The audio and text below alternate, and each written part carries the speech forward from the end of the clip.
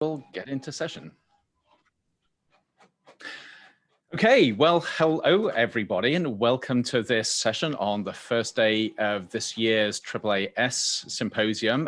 This is fantastic to be here with you all. My name is Professor Andrew Maynard. I'm a professor in Arizona State University's College of Global Futures. I'm also one of the co-hosts on a brand new podcast, which is going to be launching in conjunction with Slate in just a few weeks' time. And today we're both going to be talking about that podcast, but more importantly, having some really great conversations around the future of humanity in space.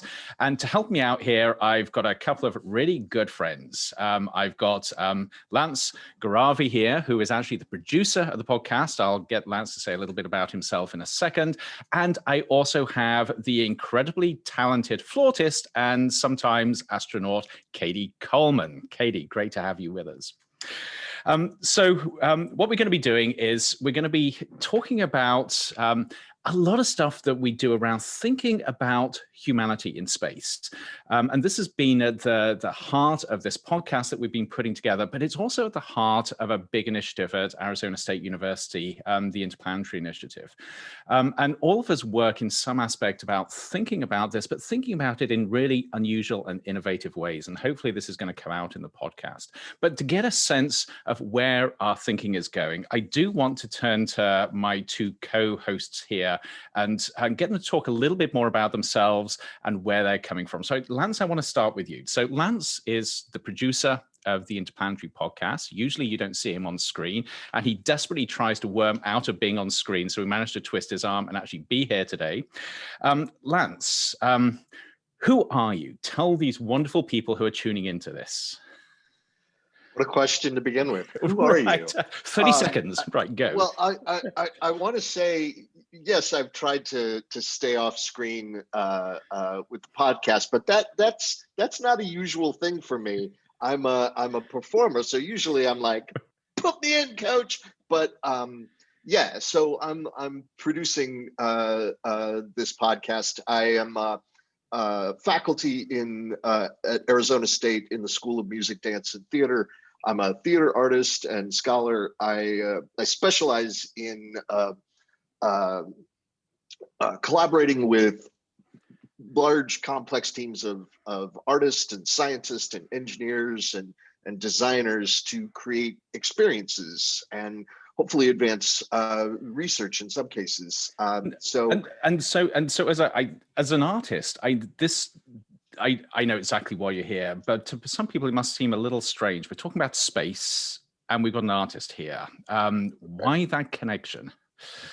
Well, so the Interplanetary Initiative is about designing and building the future of humans in space.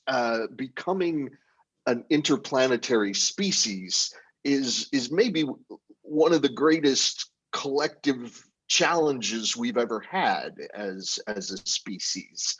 And the challenge is beyond the expertise, skills, and knowledges of any single discipline. It's bigger than engineering. It's bigger than aerospace. It's bigger than planetary science. It's going to take the creativity, skills, knowledge, imagination, hard work of all disciplines and all peoples. And so if we need people with different interests, different skills, experiences, knowledge, perspectives to come to the table and work in concert to build those positive space futures. And I think I want to dig more into that as we get into the conversation, because that is so important. And it seems like so often we think about space as being the realm of scientists or engineers. But the reality is, if we're talking about humanity, we've got to look at every aspect of humanity. And of course, that's a nice segue into you, Katie. So I rather facetiously introduce you as a fantastic flautist who also happens to be an astronaut. But you are Dr. Katie Coleman. You're a scientist, you're a former NASA astronaut, and you're a musician. You should actually start off just by letting people know what you've done in space, because you've actually done quite a bit. Oh, you're on mute, by the way. We had to get that in once. See the mute button, it gets everybody, right? I can't tell you everything, because some of it's so secret, right? Sort of at about the 30-minute mark, when you've really sort of limbered up, we'll see whether we can get some of these things out of you. Okay. But I'm a former astronaut. I flew 3 times in space, twice on the space shuttle. And one of those was really practice for the space station, literally doing experiments, a whole bunch of them, understanding how can we do experiments in space and have that really work out for the scientists on the ground and the people in space. There's a lot of logistical lessons to be learned there, which we really learned. And then on my second mission, I was part of the team that deployed the Chandra X-ray Observatory. And that was the first flight of the first woman commander.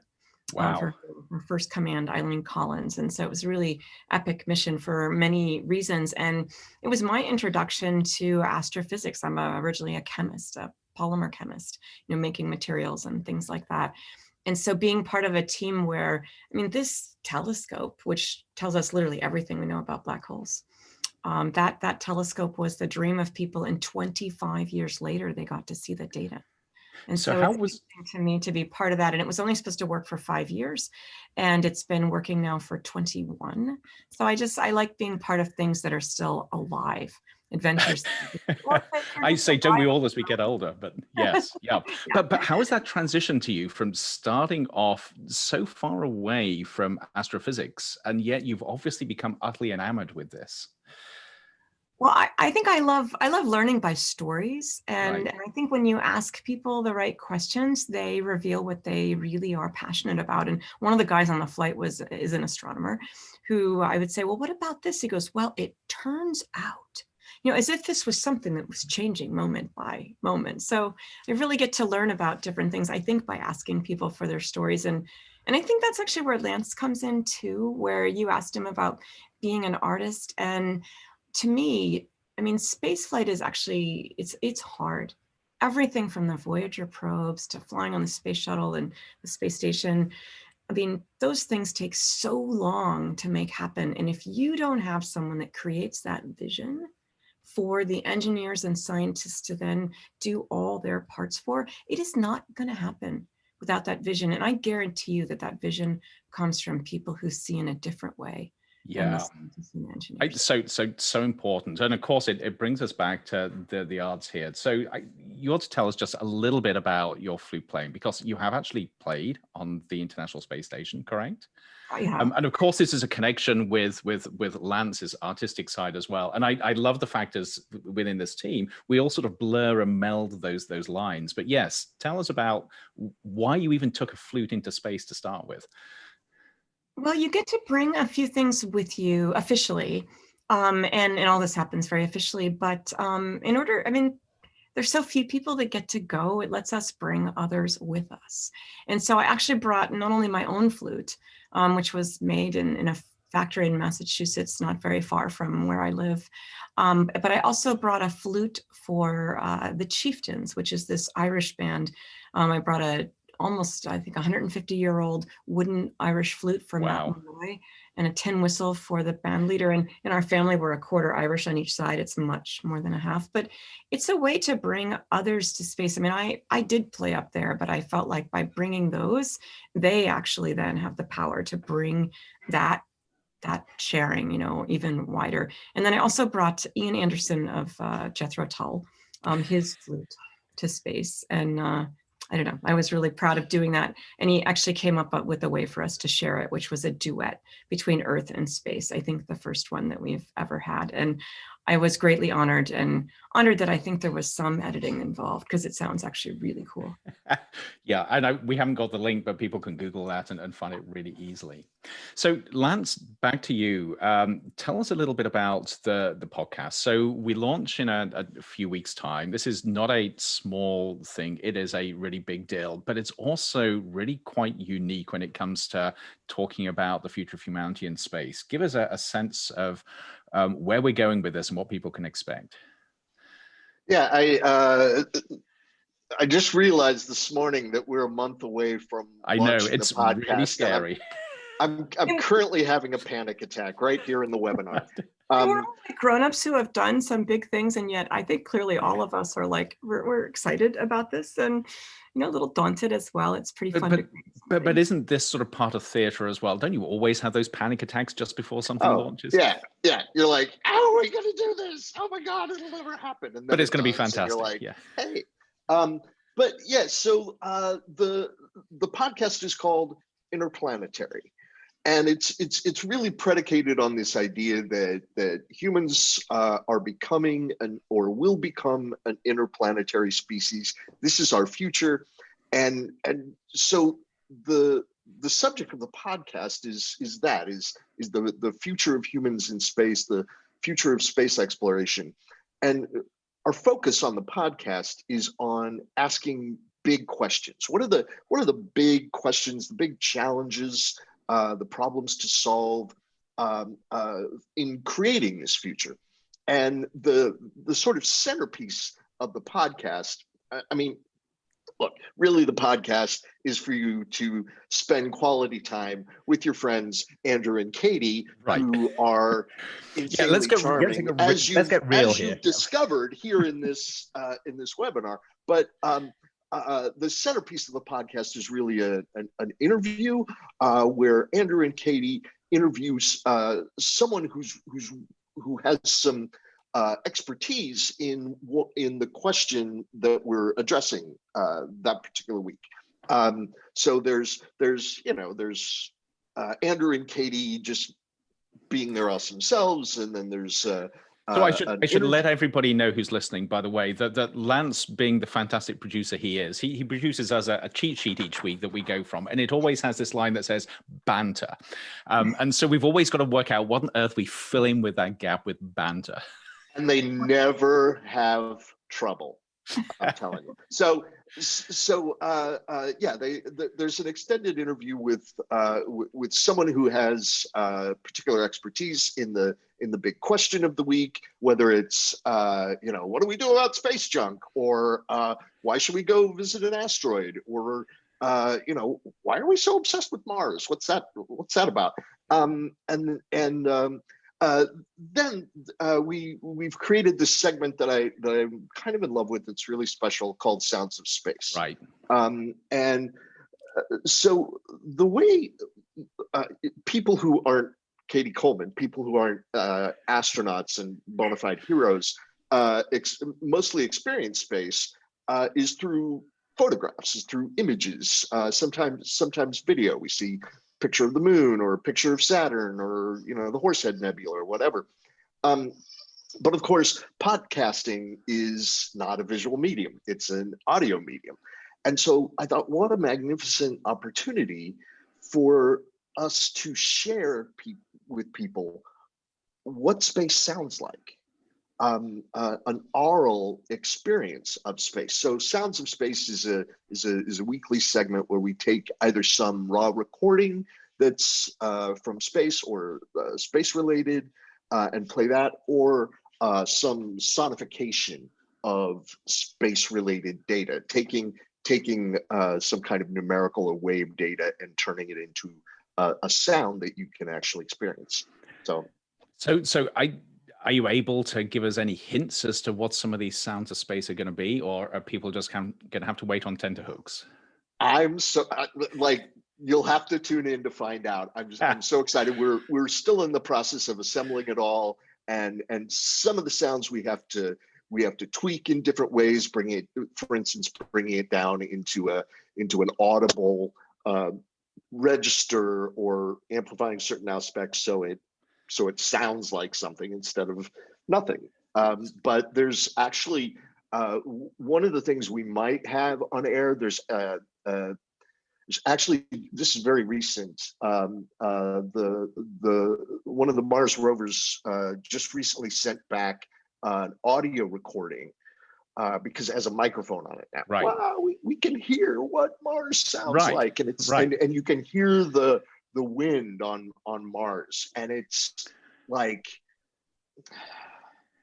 isn't it? It's a very moving experience, right? To realize that you are hearing what it sounds like on another planet. Yeah, yeah. And, And and it's it's the more you inspiring. think about that, the more awe-inspiring it is. And of course, Katie, you're the only bona fide one of us here. You've actually been to space. We're just sort of pretenders. But I'd be fascinated to know from your perspective what that means hearing something from another planet, because you haven't been that far from Earth yet. I've just been in low Earth orbit and actually see it right in back of me. I actually love to show the cupola. There we are. You want to duck to the side so people can see the feet behind you, because this is just so much fun. Yeah, which they're not apparently Katie's feet. And they are not, but actually, I use this picture all the time because in a slideshow, because I want people to realize, I have never seen a picture like this before. I found this, on the web. It's one of my crewmates, but it was something where, I never thought to take this picture. And there have been actually a lot of astronauts on the space station. I lived there for almost 6 months, and nobody took this picture, where you actually get to see, because they had to figure out photography, know how to take a picture that showed you the whole Earth out the windows, and at the same time that humans are part of it. And I chose it for today because I think that's our point, is that whenever we, as we're going interplanetary, which we already have, by the way, we have rovers on Mars. They did not build themselves. And I think that whenever we have kind of a little focus, a way to have a lens that shows us more about what that feels like. There's orbiters, there's satellites around Mars that are sending images and TV back, right? And you can actually see the rover tracks, and then they would change. So we're literally watching TV on Mars. And that made me feel closer to Mars exploration, because the humans haven't been yet. Right. And these very human questions are the things that we're exploring. And I think often Andrew and I are asking questions a lot based on some of Lance's research, but about what I think everybody wants to know, because we want to know. Right. And to me, this is actually, I was messing about, sort of saying you're the only expert here, but we're all experts in being human, and that desire to know and to be part of something, which I think is so important. Also, it really struck me what you were saying, Katie, about you hadn't thought about taking this particular picture. And it gets back to Lance's point that, yes, we can have technical expertise in space, but to really make that accessible and understandable and hit us here rather than just here, you've got to have the artists. You've got to have the people that understand how to capture that and convey it. Otherwise, it's just, I guess, a scientific experiment. Well, there is some neat efforts to at least to work on that collaborating. Like, there's actually a cool thing that happened, and I actually sort of married them together, which I love. But there's a photographer that somehow takes images of like the Kennedy Space Center, of just mostly things. And I think his book is called Abandoned in Place. It's about the sort of older part of the space program. And these images are just riveting to me. And he wanted to take pictures up on the space station, but he can't go. But Paolo, who I flew with, is an Italian guy who loves photography and taught me to see a lot of things. And together they created a visual, sort of tour of what it feels like to live up there. And it's wonderful. Yeah, so important. So I want to start talking about some of the topics we're going to be covering. But before I do that, if you're listening in, you do actually have the opportunity to ask questions. So just pop them into the question box. Anything that you want to ask Lance or Katie. I'm sure I'm not that exciting here. These are the real stars. And I will try and sift through those and fold them into the conversation. But before we get there, Lance, I want to come back to you and talk a little bit about the types of conversations and types of topics that we're going to be focusing on. And I wanted to set this up by saying, of course, there are a lot of conversations about space out there, a lot of podcasts, a lot of articles. But I actually genuinely feel as if we're different. And we're different because we're not only approaching questions from a different perspective, we're bringing different types of people into these conversations. And so to get a sense of that, take us through some of the things we're going to be talking about. And you're on mute. There we are, one each.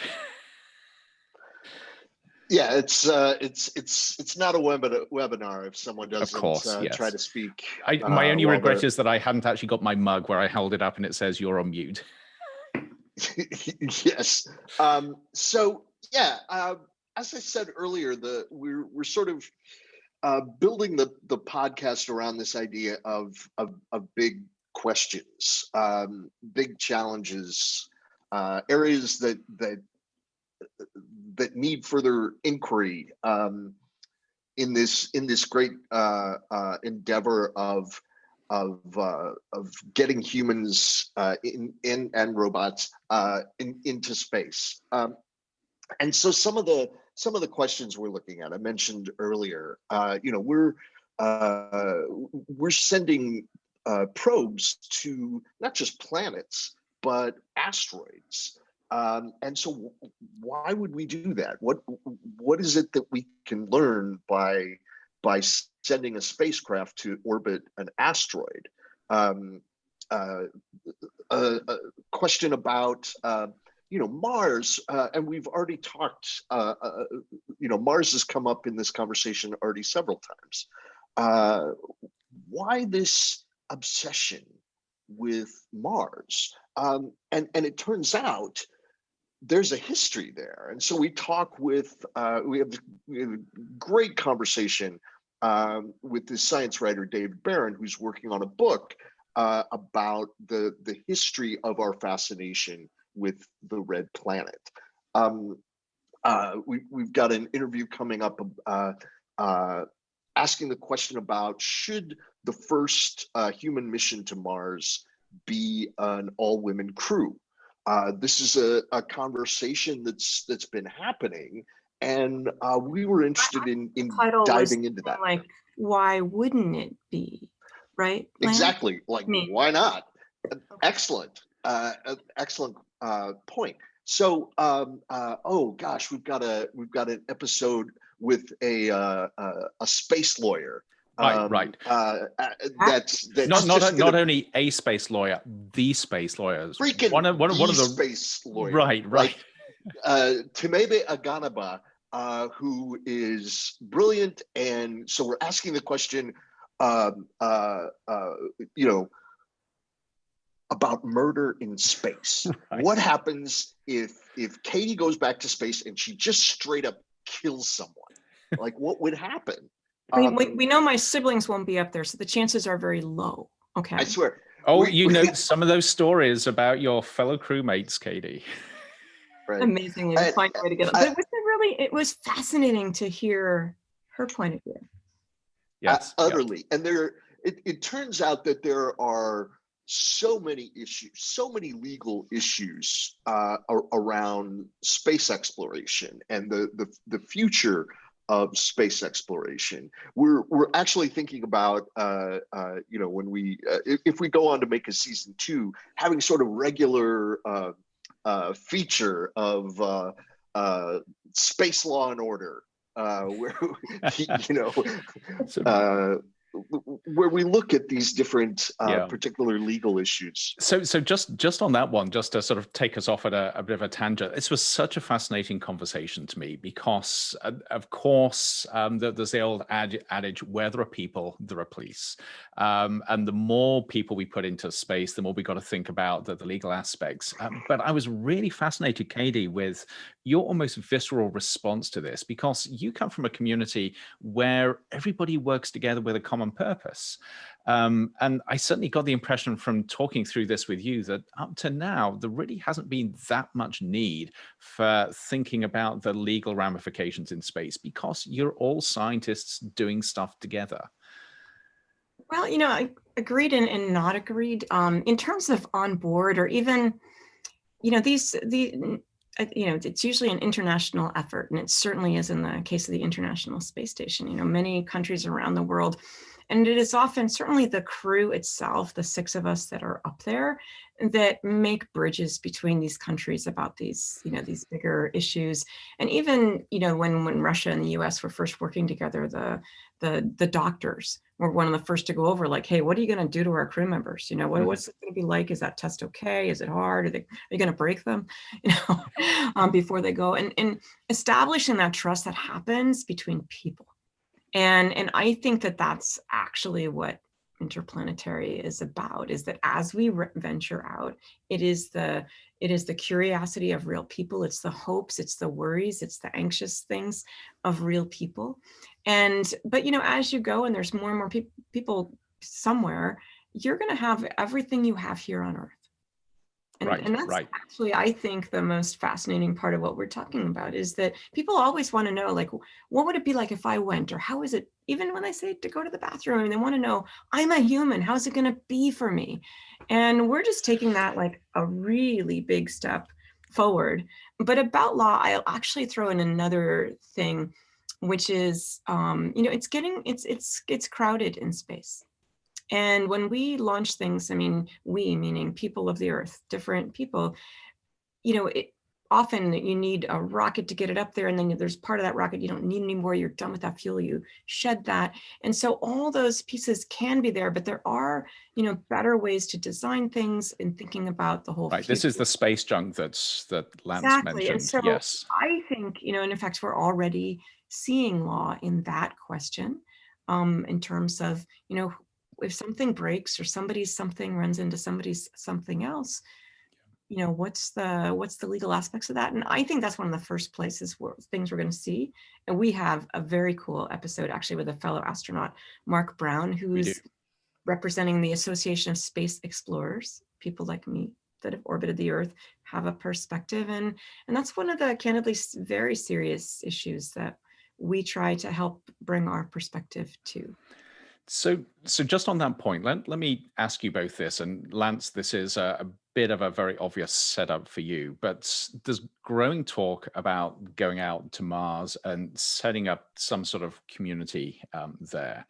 To what extent do you think we ought to be working on legal restrictions for that? Or do you reckon that people should just go out there and build a new life? How should we be thinking about that first community on Mars?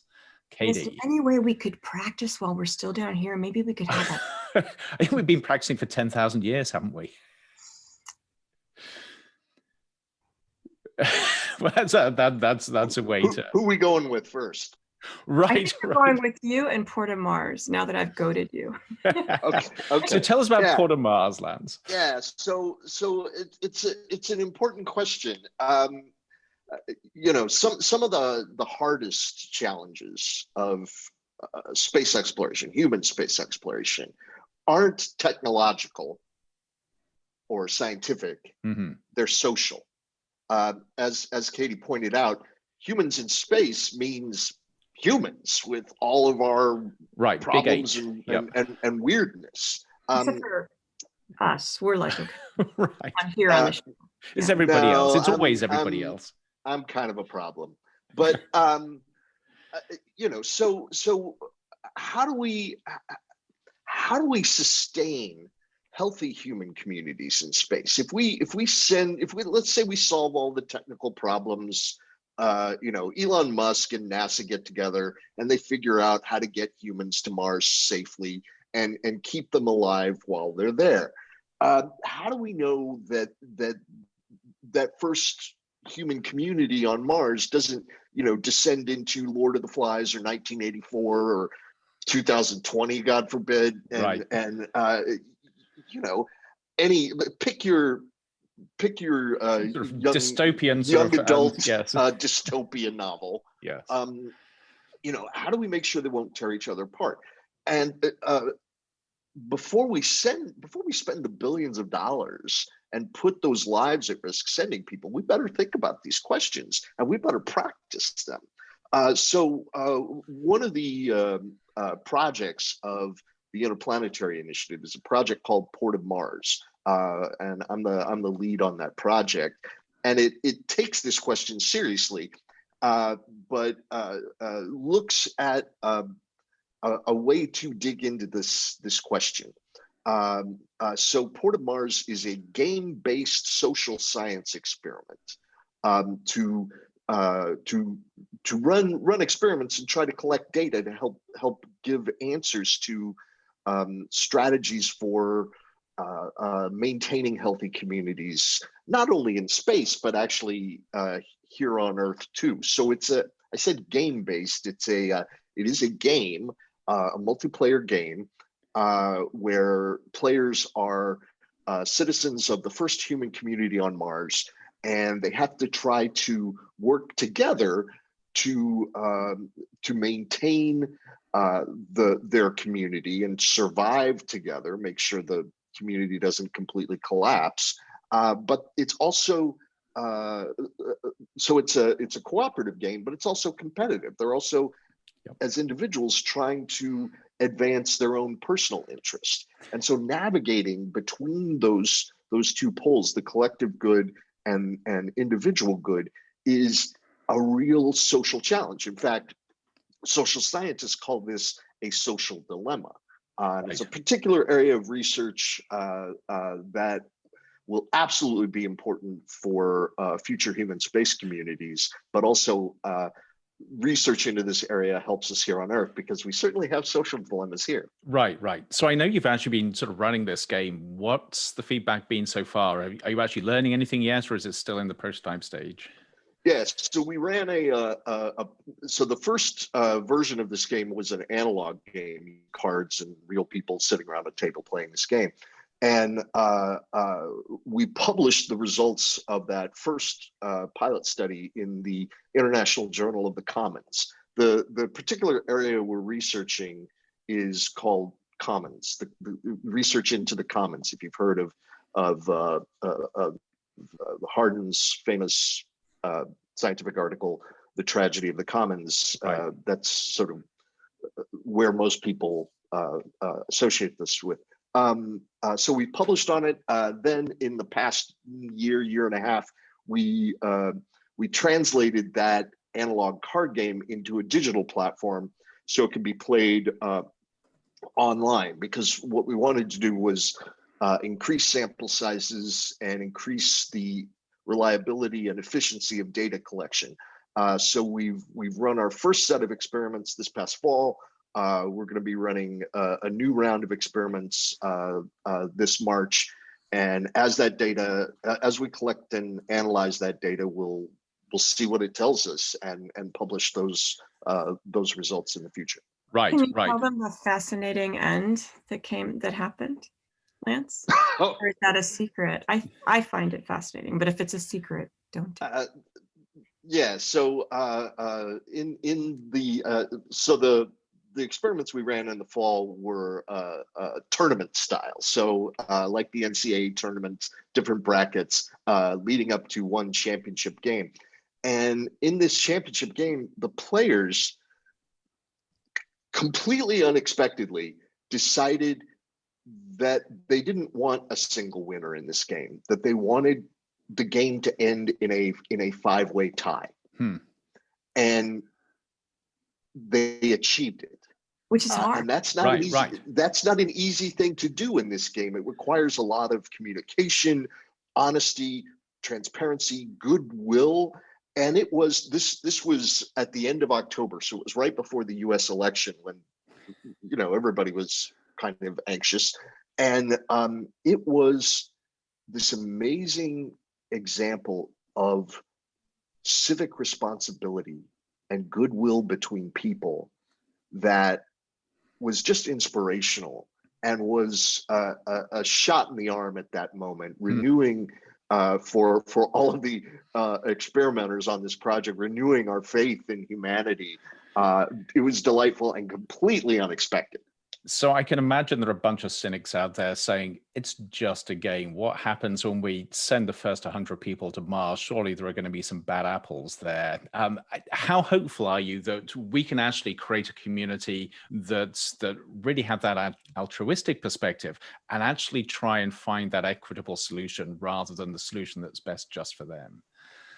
I think that once we get past the point of just sending like the right stuff people like Katie and start sending ordinary schmoes like me and others. Not ordinary. I mean, so we're talking about sending actually people, artists, people that have a different perspective. Really important. Sure. Yeah. Once we we get past this sort of tight, strictly controlled, everybody has to pass a battery of tests before they go whatever, and start sending people to Mars for hundreds of people to Mars for extended period of time. Yeah, we're going to have problems. We're going to have conflicts, and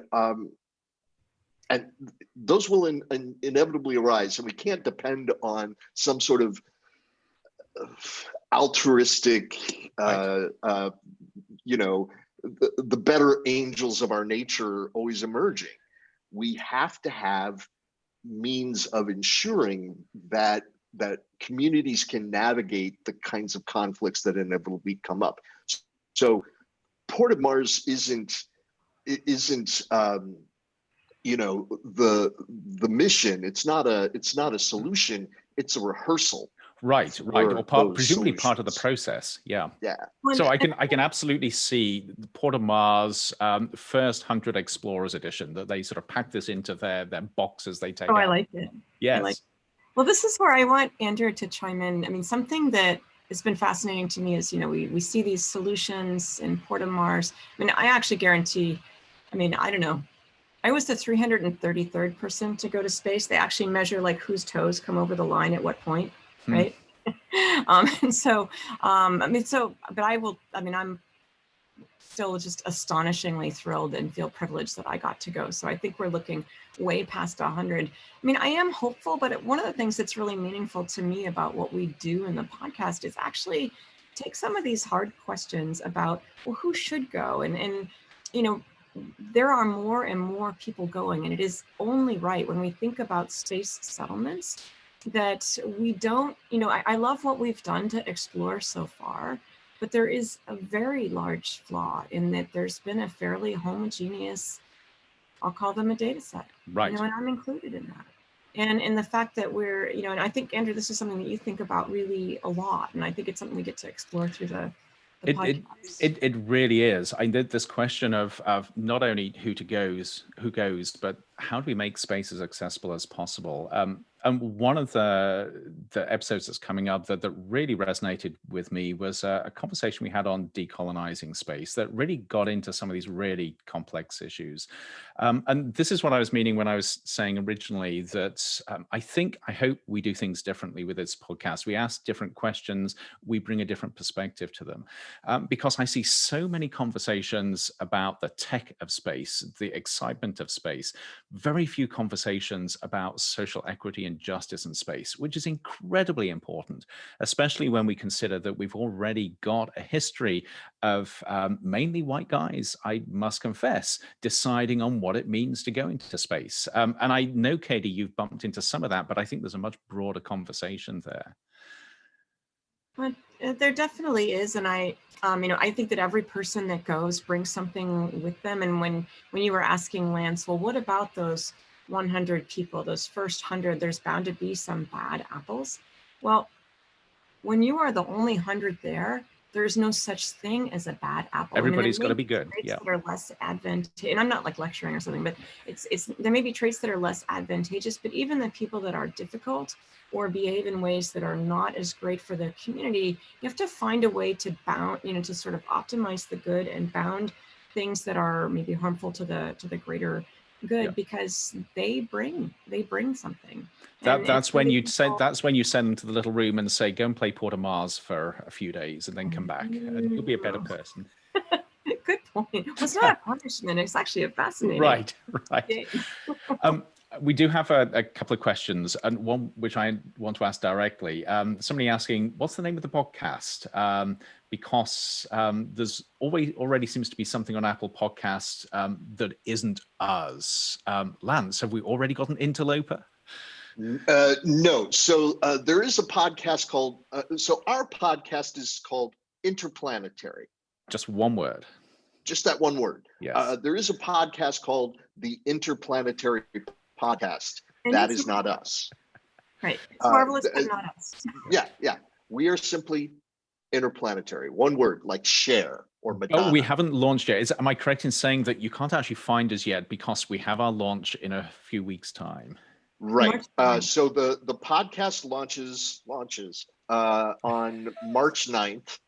And you'll be able to it's so funny. I had in my head March 16th. Right. This is a week earlier than I was thinking. Okay. Now I'm the stressed out one here. I think what you're thinking, we're doing a live event Slate on March 17th, but we launch on. Yes.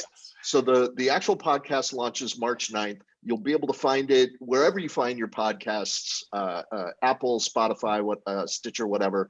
And there'll be a webpage up on Slate's website. Yeah. where And you so can just to find underline information. that, this is a collaboration between Arizona State University and Slate. So this is going to be part of their suite of podcasts.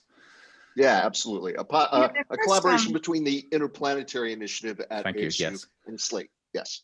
I was going to say, we were searching for a name and we hated to actually sort of grab part of the same footstool, but think about saying that, the word Earth could only be in one podcast. I mean, there's a lot of aspects to going interplanetary. And, There's room for more than one interplanetary. So getting back to the questions, another one, I'm going to stick with Mars just for a little bit. Somebody asking, is an attempt to terraform Mars ethical? So this is really pushing things way out there. And I like this question, although it's one that's asked a lot, because this is both a combination of the science, what we can do, but it's also about the very human aspects of what we should do. So let me put you both on the spot. Katie, starting with you first, should we try and transform Mars into something that's more like Earth, or should we leave it as it is? Well, I don't think of it as so much making something that feels like Earth, but we're going to need to eat. Right. I mean, seriously. And so there are things that, are just necessary. And my thought is actually more along the lines of, is this something that one country should do? And because I think that we will change the planet. I mean, as soon as you land, you are introducing some things into the atmosphere. And actually, there's really a lot of great international cooperation in that way to make sure that when probes and rovers and, the amount of sort of clean room and care and attention to make sure that when you're trying to measure what's really here, you are actually measuring new things. People pay attention to that. But also, it's just, I mean, especially, I have to say it's from maybe my view in the background here, that it's hard to look at this and think that it should all just belong to one country, or that it matters what part, right. which window do you see the place that you live in. It's belong, it doesn't belong to any of us. It's just it's a place that. And I just to sort of underline that, and it gets back to the conversation around decolonizing space and the legal aspects. It's really easy, I think, sometimes for us to sit in the US or Europe or in the West and decide what is good or bad for Mars in this case. But there are other countries, other economies around the world. So for instance, we talked about Timmy, our space lawyer. Part of her training comes from Nigeria. So what should African economies be saying here in terms of what we can and can't do? And I think it's a far more complex question than us sitting here in our comfort saying we shouldn't do something or we should, which makes it complex, but all that much more interesting. Just kind of like the podcast. There we are. Yes, a good metaphor. Yes, I think it's a good question for season 2. Right. Yes. Definitely. Okay, so when you've really got used to season 1, stay tuned for the even more exciting stuff in season 2 coming along. I also want to, before we sort of move on from this, get back to that point you made, Katie, about we've got to eat. And I think one of the things that people forget with going into space or going to Mars is it is an incredibly harsh environment. And in fact, when I speak to people who are experts in this area, they look at me and say, you must be kidding sending humans to Mars because it is so tough. But if we are going to survive there, we've got to change something, it seems. We can't just be in our own pristine bubble and have no footprint whatsoever. Which again makes it so much more interesting, the ethical and human questions here. Well, something that I like to bring out is in solving these problems. For example, how to grow food in a place where it's really not hospitable and the plants will be breathing CO2. During part of my work with NASA, I was sort of helping to understand, what does NASA need synthetic biology for? And I said, I'm from like Western Massachusetts. We don't even eat those kind of carrots, okay? So, but it's a question where, we're going to have to do some things differently. in order to survive there. But the very process of investigating those things actually illuminates more possibilities, both for Mars, but also here on Earth. How to be working more with CO2, turns out to have some sustainability and climate implications of how to deal with our climate problem down here. And so I love that in our quest to solve problems for Mars, we actually, if we turn that same illumination down back here, we get solutions. And coming back to what you said about other countries, other continents being involved, it certainly needs to be the case. It already is the case that more and more countries are involved in space, and they bring a viewpoint. It's not like, oh, we've been doing it, now you should come and do it the same way with us. Everyone is learning from the new players, from the players that have been along. Just look at the commercial space efforts that we've seen, where companies like Blue Origin, SpaceX, and Boeing are, doing things in a different way for the government, under contract for the government. And everybody on both sides of the fence are learning hand over foot. I think that's so important. And just to stick with that theme, another question that has been raised is asking, what can governments and scientists or science communities do to increase access to space so it's accessible to anybody, or certainly far more people than we have at the moment? Should they actually be doing stuff here? Should we be opening up space? And if so, how should we be doing this? Let's start with you, Katie, and then I'm fascinated, actually, Lance, to get your perspective on this. How can we do this more and more? I think that the people who are working in space need to, just as much as they can, be inclusive. If you're going to go, who else can you bring with you? Yeah. I think it's just so important. And in fact, there's a flight that was announced recently on SpaceX where we have, 3 happens to be guys, and there's civilians and a former astronaut that will go on the SpaceX capsule. And my understanding is that they are basically having contests for who, what, and it's based on contributing to charity for children, to St. Jude's, is you could have your name in the hat to go as well. And I don't know how all the details are working, but what I like that I see is an effort to say, we are going and we are seeing how can we bring others not like us, with us. And I really admire, it takes extra effort, and it probably takes help. You probably can't do it by yourself. And this, we're almost out of time. We're going to finish in a couple of minutes, but this seems to bring us full circle. And coming back to you, Lance, this idea of having diversity, however you look at it, in space seems to be so important as more and more people get out there. Yeah. So, here's the thing. We haven't solved this particular challenge here on Earth, right? Like we haven't figured out how to make a more just and diverse and inclusive society. Our country here in the United States, we are certainly having our struggles, have always had our struggles with this idea of pluralism. One of the things that's fascinating to me about thinking of human space exploration is it becomes, and particularly the future of human space exploration, it becomes a way of thinking about us here on Earth right now. It becomes a kind of mirror for reflection on who we are and where we've been and what we've done now or in the past. And so we have all these fantasies of the future, of our future in space, inspired mostly by fiction, actually, Star Trek and things like that, of these marvelous utopian fantasies. And thinking about the future of humans in space is an opportunity for us to figure out, well, what kind of futures do we want? Right. And how do we get there? And those kinds of, that kind of thinking and that kind of investigation will inevitably rebound, hopefully to our benefit here on Earth. And, certainly in this country and countries around the world, there's been a lot of thinking in the past very, very challenging year on how can we be better than this?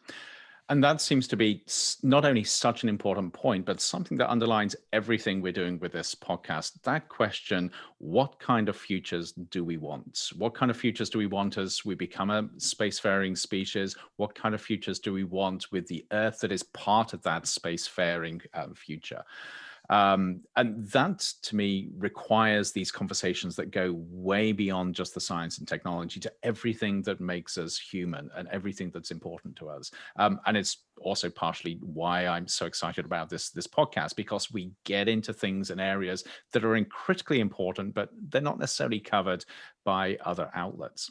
So with that, we're going to wrap this up. But just to finish off, Lance, let people know, remind them again when we launch, how they can find us. And then I just want you to remind everybody where they can find you two as well as experts and thought leaders in this area on social media. So Lance, where can people find us? Yeah, so the podcast is called Interplanetary, one word, Interplanetary. It's a partnership between ASU's Interplanetary Initiative and Slate. We are launching on March 9th. You'll be able to find us wherever you find your podcast, Apple, Spotify, or whatever. You'll also find us in the podcast area of Slate's website. You can find me. I'm a professor at ASU through their website.